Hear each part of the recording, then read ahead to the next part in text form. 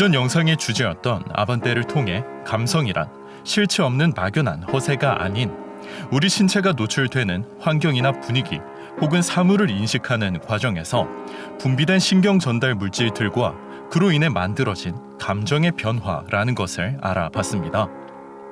그리고 이 신경 전달 물질들의 조합이 결국 우리가 느끼는 감정이란 측면에서 실제로 구매를 결정하게 되는 순간은 종이에 적힌 기능과 기술을 볼 때가 아닌 문자 그대로 감정의 변화를 느꼈을 때일지도 모른다는 것과 바로 이 이론과 원리를 활용해 의도적으로 사람들의 감정을 설계해내고 구매로 이어낼 수 있다는 것이 지난 영상의 주제였는데요.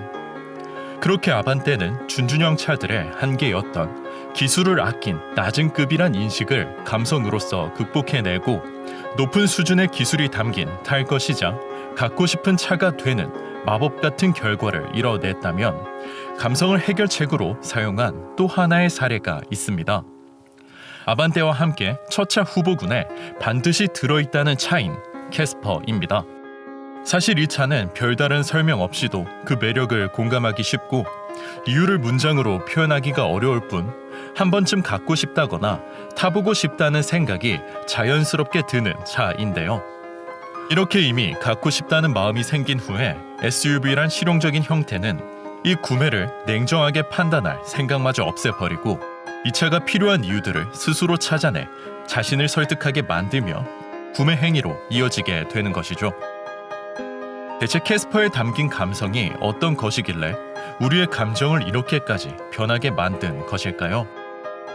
이를 살펴보기에 앞서 우선 이 차에 어떤 감성이 필요했는지를 먼저 생각해 볼 필요가 있습니다. 당장 경차라는 상품이 가진 한계가 너무나 뚜렷하기 때문인데요. 가장 먼저 떠오르는 실내 외의 저렴한 분위기는 물론 힘없는 출력을 포함해 기술이나 기능에 대한 원가 절감은 소형차에도 비교되지 못하기 때문인지 관점에 따라 경차는 자동차라 부르기엔 한 단계 낮은 것으로 보이기도 했습니다. 어쩌면 캐스퍼를 설계한다는 것은 그런 경차들보다도 훨씬 비싸질 수밖에 없는 이 차를 무려 가지고 싶은 것으로 만들어내야 한다는 꽤나 난이도 높은 일이었을지도 모르겠는데요. 다시 말해 저렴한 것을 저렴해 보이지 않게 하고 부족한 것은 부족해 보이지 않게 하면서 기술을 아낀 탈 것이란 불신까지 극복해내야 한다는 것인데 기술에 대한 원가 절감은 아반떼 편에서 소개한 브레이버의 감성으로 해결해낼 수 있지만 저렴한 소재를 사용하면서도 저렴하지 않고 감성적으로 보이게 한다는 것은 좀처럼 쉬운 말로 들리진 않습니다. 보통 감성이라 부르는 것들은 하나같이 값비싼 것들이기 때문이죠. 그런데 미쿤다가 말한 7가지 행복감 중에서 이런 역할을 해주는 종류의 감성이 있습니다. 바로 조이인데요.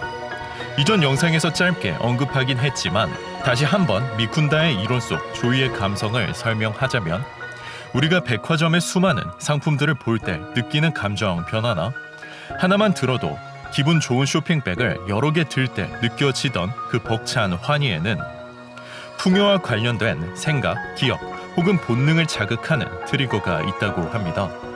그리고 이 트리거 덕분에 도파민이란 신경 전달 물질의 분비가 촉진되면서 환희의 기분에 휩싸이게 되는 것이라 하는데요. 그 작동 원리가 조금 더 궁금한 만큼 트리거를 설계하는 방법을 들여다본다면 미쿤다는 풍요에 대한 트리거를 만들기 위해선 소위 흥청망청한 분위기를 연출해야 하지만 이것이 막연히 넘치기만 하는 혼란이 돼선 안 되고 나름의 질서를 따라 펼쳐질 때 조이의 트리거가 되어줄 수 있다고 합니다.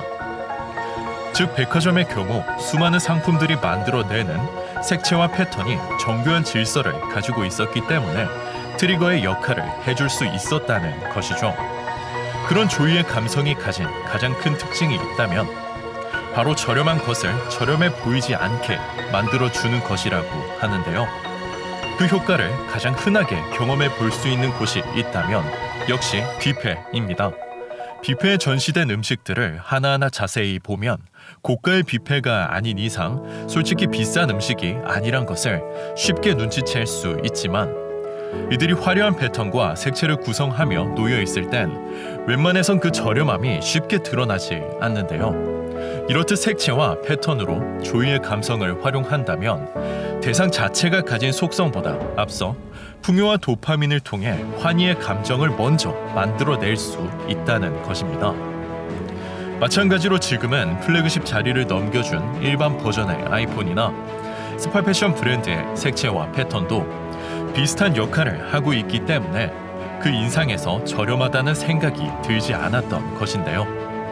물론 그렇다고 해서 조이의 감성이 반드시 저렴한 것에만 사용되는 건 아닙니다.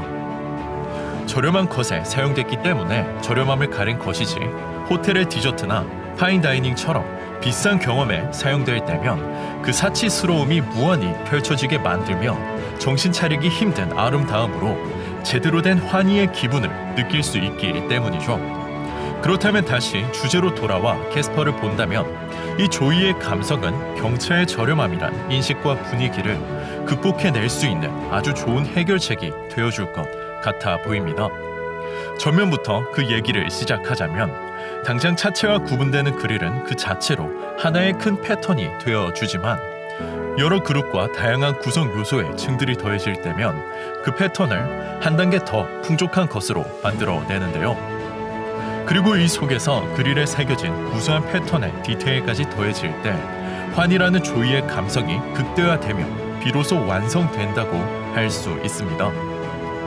게다가 주간 등의 동그란 패턴은 문자 그대로 패턴을 더해주기도 하지만 동시에 강한 조명이 가진 스토리가 공학적인 분위기로도 이어지며 브레이버의 감성까지 자극해내는데요. 이렇게 사용된 두 가지 감성을 본다면 결국 이 차의 주된 감성은 조이와 브레이버로 이루어져 있다는 것을 짐작해 볼 수 있습니다.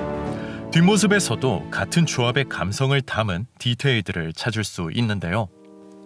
설명하지 않아도 눈치채게 될 뒷유리와 테일램프의 조합입니다.